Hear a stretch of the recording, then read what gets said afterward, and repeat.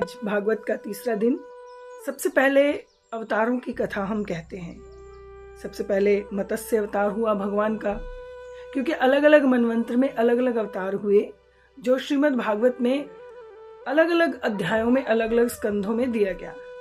सबसे पहले मत्स्य अवतार इस मनवंतर में हुआ, जो वैवस्व मनवंतर कहलाता है। और फिर मत्स्य के बाद भगवान के कच्छप अवतार की हम कथा कहते हैं, क्योंकि कच्छप अवतार तब हुआ था जब पिछले मनवंतर में समुद्र मंथन की कथा आती है, जहां पर समुद्र से मंथन करके विष और अमृत दोनों प्राप्त हुए।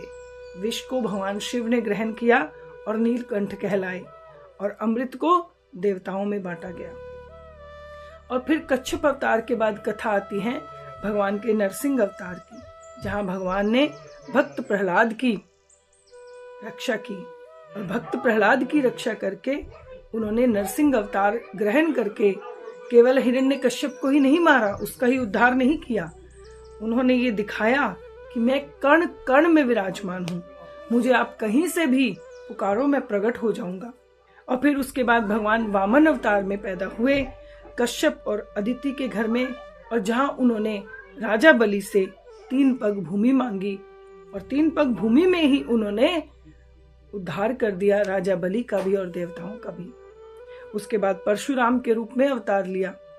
परशुराम के अवतार के बाद उस अवतार में परशुराम में उन्होंने 21 बार सारी धरती को क्षत्रियों से विहीन किया, क्योंकि क्षत्रियों में राक्षस लोग पैदा हो गए थे और पूरी पृथ्वी को उन्होंने बहुत ही त्रस्त कर रखा था।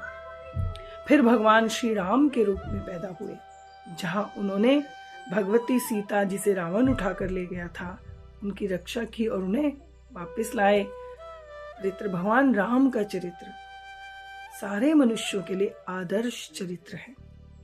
वह एक ऐसा चरित्र है जो हम कहते हैं कि हर मनुष्य अपने घर में राम जैसा पुत्र चाहता है, भरत लक्ष्मण शत्रुघ्न जैसा पुत्र चाहता है, सीता जैसी पत्नी, सीता जैसी बहन, सीता जैसी देवी पुत्री चाहता है। क्योंकि ये की रामायण जो है वो केवल एक अवतार या भगवान की कथा नहीं है, ये मनुष्य के लिए महान आदर्श है, मनुष्य जाति का। और अगर राम के जीवन को देखें और वैसे ही जीने की इच्छा करें, जीने लगें, तो ये जो पृथ्वी है, ये मनुष्य जो है वो राम राज्य में जीने लगेगा और जीवन सुंदर हो जाएगा।